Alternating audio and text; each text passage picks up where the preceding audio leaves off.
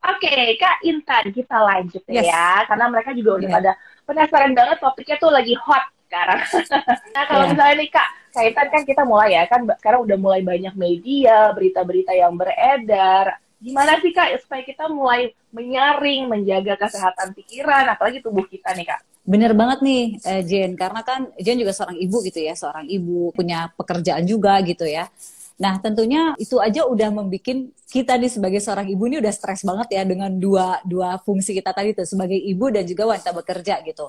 Nah, sekarang kondisi kita di rumah aja ya kan, saya lagi PPKM nih ya kan, kita nggak boleh keluar, nggak boleh kemana-mana kecuali tingkat urgentnya tinggi, tapi lebih baik di rumah lebih aman gitu ya. Tentu tingkat stresnya tinggi nih Jen. Ya kan? Kenapa? Karena pertama kita interaksi dengan orang yang itu-itu aja. Ya suami, anak-anak, mbak gitu ya, atau siapapun yang ada di rumah, kalau lagi ada orang tuanya gitu ya. Tapi ketika kita interaksi ini terus-terusan dengan orang yang sama, kemudian kita berbicara hal yang negatif, itu memberikan ambience yang juga negatif.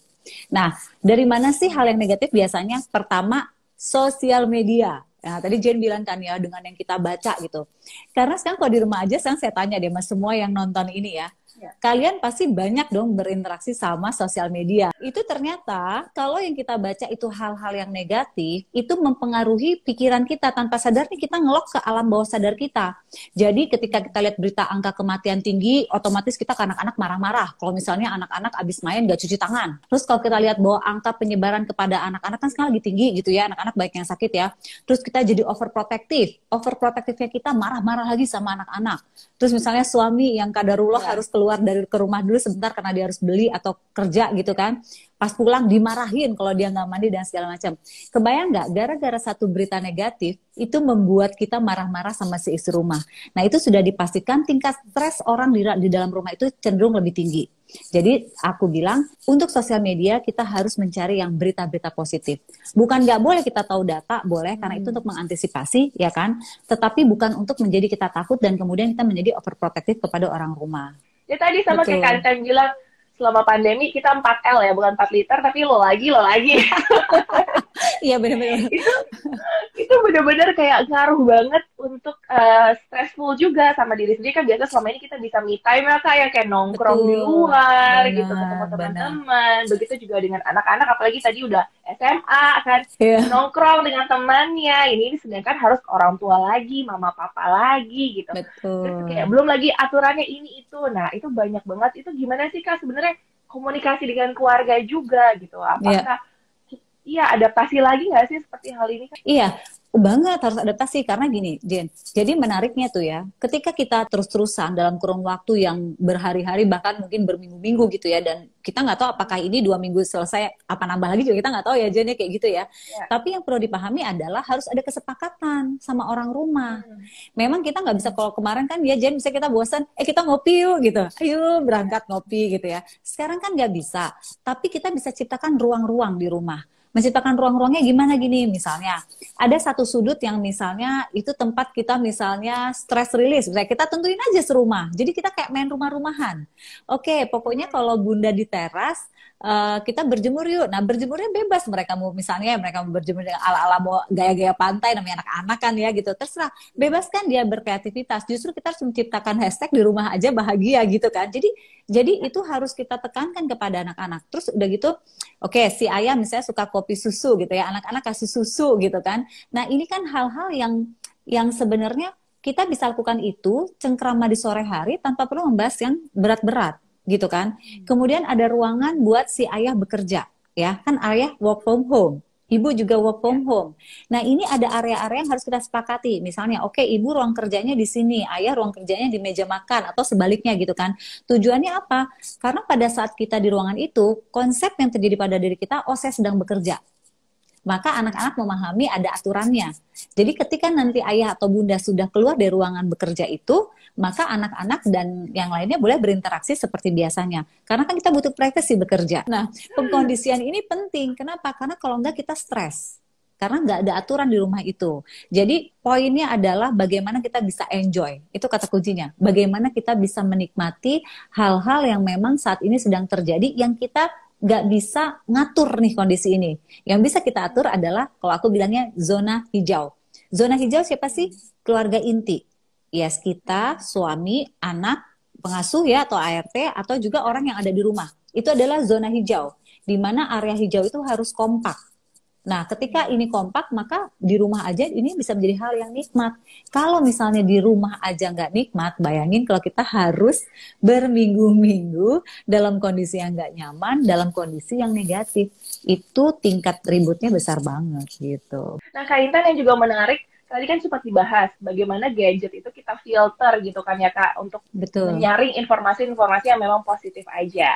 Nah, kalau Mm-mm. dulu nih zaman sebelum pandemi kan anak-anak jangan main gadget terus, jangan di depan layar terus, keluar, main gitu sama teman-teman. Nah, sekarang kan udah pasti nggak mungkin. Bahkan ketika kita mau berjemur pun agak susah untuk bertemu dengan banyak orang. Jadi lebih baik berjemur di dalam rumah atau sekitar rumah aja gitu. Betul. Malah jangan papasan dengan orang gitu kan kalau Iya. sekarang.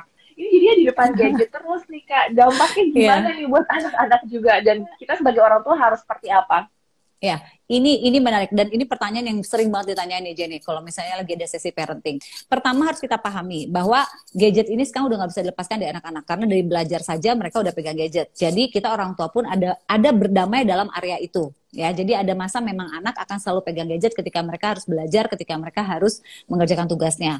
Namun ada area di mana orang tua juga tahu selesai belajar mereka stop dulu. Stop buat apa? Mereka rehat makan, ya kan? Nah, ini jadi ada aturan. Orang tua juga harus memberikan aturan yang disepakati. Boleh melarang anak main gadget untuk tidak bermain game online, tetapi harus ada activity pengganti. Jadi jangan sampai anak-anak udah di rumah aja, mereka nggak ngapa-ngapain, nonton TV dibatesin, main gadget nggak boleh, terus mereka mau aktualisasi sama sosialisasinya kemana gitu ya. Jadi artinya batasan dan aturan itu harus ada. Nah, tadi Kak Intan juga menyinggung apa yang membuat happy gitu, ketenangan pikiran seperti apa. Nah, rutinitas kira-kira yang bisa direkomendasikan sama Kak Intan juga untuk para hometown neighbors di sini yang bisa membuat ketenangan pikiran selama di rumah aja. Kalau ngomong ketenangan pikiran ya, satu datangnya dari jiwa, dari diri ya. Jadi kita nggak bisa tuh menggantungkan aku bahagia kalau faktor luar gitu kan. Nah kalau kita Ya. faktor luar yang nggak memberikan kebahagiaan, kita kecewa. Banyak orang kecewa tuh karena itu. Jadi gimana caranya? Oke, karena kita ada di zona hijau, zona hijau tadi ya, keluarga inti yang ada di rumah ya. Maka kita mencari hobi yang bisa dilakukan sama-sama. Oke, saat ini kayak saya nih pasangan saya lagi suka banget tiba-tiba membeli tanaman semuanya. Jadi aku sekarang membantu dia dengan apa? Menata-nata tanaman ini di mana. Terus anak-anak juga enjoy loh. Anak-anak tuh diperbolehkan main tanah tuh seneng loh buat mereka ya kan. Jadi hobi itu bisa membuat tenang. Kemudian kalau saya nggak suka tanaman, bayangin saya sukanya piara binatang mendadak tiba-tiba di rumah banyak lah yang miara burung lah yang rumah banyak kucing itu aku loh anak aku seneng banget miara burung tuh. Iya karena memang itu menjadi hal yang mereka senangi, saya perbolehkan, tapi tetap ada aturannya. Misalnya gini, mereka mau miara burung, saya ajak ngobrol, burungnya taruh di mana, terus nanti siapa yang kasih makan, itu kan bentuk tanggung jawab ya, iya nggak? Siapa yang membersihkan kotorannya. Nah ketika dia udah agree dengan semua itu, maka boleh. Jadi artinya kalau ditanya gimana cara nenanginnya, cari hobi. Oke, Betul nah kan kalau tadi banget. kan kita lagi banyak pertanyaan tentang gimana kalau stress release-nya udah dijawab sama Kak Intan. Tapi tadi kan juga di awal kita tahu di rumah banyak konflik, banyak ketakutan. Gimana sih Kak sebenarnya untuk mengatasi rasa ketakutan ataupun konflik yang terjadi selama di rumah aja? Ketakutan itu kan datangnya dari dalam diri lagi ya, sama kayak kebahagiaan. Itu sebenarnya fokus ke dalam diri. Anak itu biasanya tipenya pemberani. Nah, kalau anak menjadi penakut, itu dia melihat respon dari orang tuanya. Anak itu secara lahir tuh mereka nggak punya rasa takut loh. Ya, coba perhatiin deh anak-anak. Megang pisau nggak ngerti bahayanya, dia pegang aja. Ya kan? Karena dia belum ngerti bahaya. Nah, kalau anak-anak sampai penuh ketakutan, berarti kita orang tuanya harus introspeksi. Nah, tadi aku bilang, ketakutan itu karena apa? Apa yang kita lihat dan apa yang kita yakini. Misalnya, kita lihat bahwa penderita COVID semakin tinggi sekarang. Kemudian kita yakini bahwa bisa saja keluarga saya terkena. Ya kan? Nah, kemudian keluar outputnya dua nih. Kalau yang positif itu berpikirnya, oke, apa yang harus saya jaga? Oh, kasih vitamin. Kalau keluar rumah pakai masker double gitu ya. Itu yang positif. Kalau yang negatif, dia malah marah-marah sama anak-anaknya. Udah ya, kamu besok jangan pernah lagi. Cuci tangan. Udah mandi belum? Itu dirapiin nggak? Udah disemprot disinfektan belum? Saya kayak gitu ya. Itu yang benar-benar kalau misalnya dia outputnya negatif. Nah, output negatif inilah yang menyebabkan serumah takut. Nah, jadi kuncinya adalah di rumah, biar nggak timbul rasa ketakutan, biar nggak timbul rasa cemas, orang tua kuncinya, ayah dan ibu. Kalau kita parnoan, ya, kita ketakutannya berlebih, maka anak akan mempunyai karakter yang sama. Tapi kalau kitanya tenang, kalau kitanya positif, maka anak pun akan cenderung lebih tenang. Jadi poinnya adalah takut, bahagia yang ngatur diri kita. Maka pintunya ada di pikiran. Jadi kitalah yang memutuskan gerbangnya, mana yang bisa saya terima, mana yang tidak bisa saya terima. Kuncinya itu. Kalau itu bisa dikontrol, semua akan baik-baik aja. Karena ini harus kita bisa kontrol. Kenapa? Gak ada orang yang bisa nebak pandemik ini kapan berakhir. Bayangkan kalau selama pandemi kita hidup dalam ketakutan, ini anak mau jadi karakter seperti apa ke depannya. Ini rumah tangga mau jadi seperti apa ke depannya. Nah, ini yang harus kita pahami adalah bagaimana kita men-switch mindset kita gitu. Oke, seru banget. Nah, mungkin terakhir sekali lagi, Kak. Kalau misalnya tadi kan kita bahas kesehatan pikiran, kalau misalnya tubuh. Nah, kalau untuk tubuh, mungkin Kakak ada tips di sini atau misalnya rekomendasi juga kepada hometown neighbor di sini kalau misalnya menjaga kesehatan tubuh. Iya, buat para hometown neighbors, jadi kalau misalnya ya, kita kan menjaga kesehatan fisik itu penting ya. Kesehatan psikis jauh lebih penting. Tadi kan udah dibahas yang psikis. Kalau yang fisik, aku sama anak-anak melakukan apa sih? Pertama, aku sekarang mengajak anak-anak untuk tidak selalu di kamar aja. Ya kan, ada kalanya aku nanti, ayo taruh-taruh gadgetnya, kita jalan ke teras Kang rame-rame. Karena tujuannya biar mereka ada gerak secara badan, jadi olahraga ringan. Walaupun aku bukan tipikal yang olahraga setiap hari, enggak. Tapi at least aku ngajak mereka jalan biar mereka enggak obesitas lah ya, seperti itu ya. Yang kedua adalah tentu sekarang aku memberikan asupan-asupan makanan-makanan yang memang aku juga nggak berani sembarangan. Karena kan kita harus menaikkan imun ya. Terus kasih vitamin, itu udah pasti. Kemudian minum susu dong, susunya hometown ya. Jadi kebetulan anak-anakku tuh suka banget minum susu. Jadi aku kasih susu hometown juga. Yang menurut aku ini bagus buat perkembangan mereka ya kan. Karena anakku juga masih banyak yang kecil-kecil gitu. Nah kalau buat yang besar biasanya mereka nggak langsung diminum. Aku tuh anak aku yang perempuan seneng banget coba-coba masak-masak nih Jen. Nah dia tuh biasanya suka aja tuh ada dari susu lah dibikin apa, digabungin sama marshmallow lah atau apalah gitu. Tiba-tiba menjadi chef mendadak dia anakku yang kedua itu gitu ya. Nah tapi ternyata itu berhasil membuat anak-anak happy. Jadi poinnya adalah perhatikan asupan makanan yang kita harus makan, kemudian juga banyak gerak, jangan cuma duduk aja, itu takutnya nggak sehat buat kita dan anak-anak. Dan yang terakhir adalah yang lagi coba aku tertipkan buat diri aku dan anak-anak adalah berjemur di pagi hari. Walaupun ini aku belum continue setiap hari ya, tapi aku lagi mencoba menertibkan ke anak-anak untuk memulai kembali berjemur badan di pagi hari. Kita akan langsung ke sesi Q&A karena udah banyak banget yang nanya nih kepada hometown neighbor semuanya. Aku udah ada pilih beberapa pertanyaan terlebih dahulu, kita jawab ya. Ini dari @ika_eklesia. Halo Kak, untuk hari Senin sampai Jumat, aku sibuk WFH dan juga WFO. Masih ganti-gantian nih berarti ya. Sabtu sibuk beres-beres rumah, sampai anak-anak merengek minta main. Kadang buat main kok melelahkan ya buat aku. Gimana tuh Kak? Nah, ini problematika ibu bekerja emang. Ya. Jadi gini ya, perlu kita pahami ketika kita bekerja kan Senin sampai Jumat waktu kita udah habis sama pekerjaan nih gitu kan. Maka ketika weekend kita harus loh menggantikan waktu kita bersama anak-anak. Ini yang dinamakan quality time. Bukan seberapa banyak tapi seberapa kamu mempunyai waktu yang kualitas sama anak-anak. Nah, quality time ini kapan? Di waktu libur, Sabtu dan Minggu. Tapi kemudian timbul pertanyaan, saya kan butuh me time. Beberes itu buat beberapa wanita tuh me time loh, ya kan? Nah, tapi kalau kita dahulukan me time, maka pertanyaan selanjutnya adalah kan dari anak-anak nih, kapan waktunya aku dong Bun? Aku kok nggak dikasih waktu? Kalau bisa ngomong seperti itu ya anak-anak ya. Tapi karena anak-anak nggak bisa ngomong seperti itu, maka keluarnya adalah cranky, ngegangguin mamanya, nangis-nangis, ya kan? Terus kemudian dia melakukan kegiatan yang nyebelin buat kita gitu. Tapi sadar nggak sih kita itu adalah bagian dari anak kita menarik perhatian kepada kita. Dan itu wajar. Kenapa? Karena kita Senin sampai Jumat sudah sibuk dengan pekerjaan baik work from home maupun work from office gitu kan. Bahkan WFH itu lebih panjang waktunya dibandingkan kita kerja kantoran kalau ke kantor gitu kan. Benar banget. Dan next kita ada masih pertanyaan dari Bunda Zira. Kak Intan, apakah peran nutrisi bisa mempengaruhi kesehatan mental? Menarik sekali ini. Oke, ini menarik pertanyaannya ya. Mempengaruhi, gitu.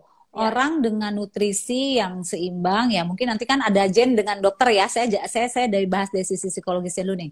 Orang dengan nutrisi yang seimbang itu otomatis dia pasti mempunyai fisik yang kuat, fisik yang sehat. Itu udah pasti nih kalau kita berbicara orang makan nutrisinya seimbang. Kalau orang nutrisinya seimbang, maka fisiknya akan baik, akan sehat, maka otomatis pada saat dia berpikir, pada saat dia mengambil keputusan, pada saat dia melakukan aktiviti lain, dia akan lebih stabil. Stabil di mana? Di mentalnya. Jadi kalau harus ngambil keputusan, dia bisa sharp atau dia bisa tajam. Pada saat dia harus ngobrol sama anaknya, dia bisa ngobrol dengan baik. Dengan pasangannya dia bisa. Kenapa? Karena kondisi tubuhnya mensupport. Jadi tadi aku bilang, kalau menaikkan imun tubuh itu harus dua hal yang harus kita jaga. Fisik juga, kemudian psikis juga. Sebelum terakhir kita tutup dengan tips dari Kak Intan pastinya. Nah, ini boleh nggak sih sebagai seorang psikolog juga sharing, sebenarnya kapan waktu yang tepat gitu? Kira-kira kita memerlukan bantuan profesional. Kan ini pandemi ini kan masih akan ada beberapa bulan, itu setahun kemudian, karena semua belum vaksin kan, Kak. Kira-kira betul. Kalau kita udah nggak sanggup, kapan waktu yang tepat kita harus seeking professional help? Jadi buat teman-teman semuanya, kapan sih harus datang ke profesional? Pertama, ketika apa yang kita pikirkan ini sudah mengganggu aktivitas kita sehari-hari. Contoh, kita bekerja jadi nggak fokus, sama anak-anak juga jadi nggak fokus, secara emosi kita juga jauh lebih temperamen, gampang marah, gampang tersinggung. Kemudian yang selanjutnya adalah mulai fisik kita terasa sering pening, sering pusing, ya kan? Nah, ini artinya sudah mulai membutuhkan profesional. Nah, mungkin nggak langsung ke profesional nggak apa-apa, bisa cerita dulu misalnya sama pasangan, atau sama keluarga, atau sama orang yang kita percaya. Tapi kalau itu nggak bisa menyelesaikan, malah timbul cemas, stres, ya kan? Pikiran juga jadi overthinking. Nah, ini tandanya harus sudah mulai ke profesional. Bisa ke siapa? Bisa ke psikolog, bisa juga ke psikiater. Kita ada waktu 5 menit lagi, tapi teman-teman di sini juga pengen tahu tips dong dari Kak Intan, bagaimana nih untuk menjaga kesehatan pikiran dan tubuh selama masa pandemi terakhir nih, Kak? Oke, yang pertama adalah kita harus banyak berdoa. Kenapa? Walaupun kita ikhtiar maksimal, kedekatan kita dengan Sang Pencipta ini jauh membuat kita lebih tenang. Yang kedua adalah mulai kita baca-baca berita-berita atau mulai kita memfollow akun-akun yang valid beritanya, bukan hanya menciptakan hoax. Karena penting banget kita menyaring apa berita yang masuk kepada diri kita, baik dari sosial media, berita TV, maupun dari WhatsApp grup yang ada. Yang ketiga adalah mulai kita bekerja sama dengan orang-orang di rumah. Kita sebutnya adalah tim. Duduk bareng sama suami, sama anak-anak, kira-kira di masa di rumah aja ini kita ngapain aja dan melakukan apa saja. Yang keempat adalah mencari hobi, ya kan? Hobi sama-sama yang bisa dilakukan. Mungkin hari ini mensupport hobinya ayah dengan mencuci mobil, gitu kan? Oke, weekend depan support hobinya ibu dengan tanaman, gitu. Minggu depannya lagi anak dengan ikan cupangnya, gitu ya. Jadi artinya kita mencari hobi yang bisa melibatkan sama-sama. Kemudian yang kelima adalah jangan lupa bahwa anak-anak itu butuh juga interaksi dengan orang tuanya, maka di-googling lah ya kan, di-googling yuk kira-kira ada apa aja nih games-games permainan yang bisa dilakukan sama-sama sama anak-anak. Dan yang terakhir dan yang nggak kalah penting adalah kita harus menjaga asupan makanan, minuman, ya kan, dan juga snack-snack yang masuk ke dalam tubuh anak kita dan juga diri kita adalah snack-snack yang makanan-makanan, minuman-minuman yang mempunyai nutrisi yang lengkap.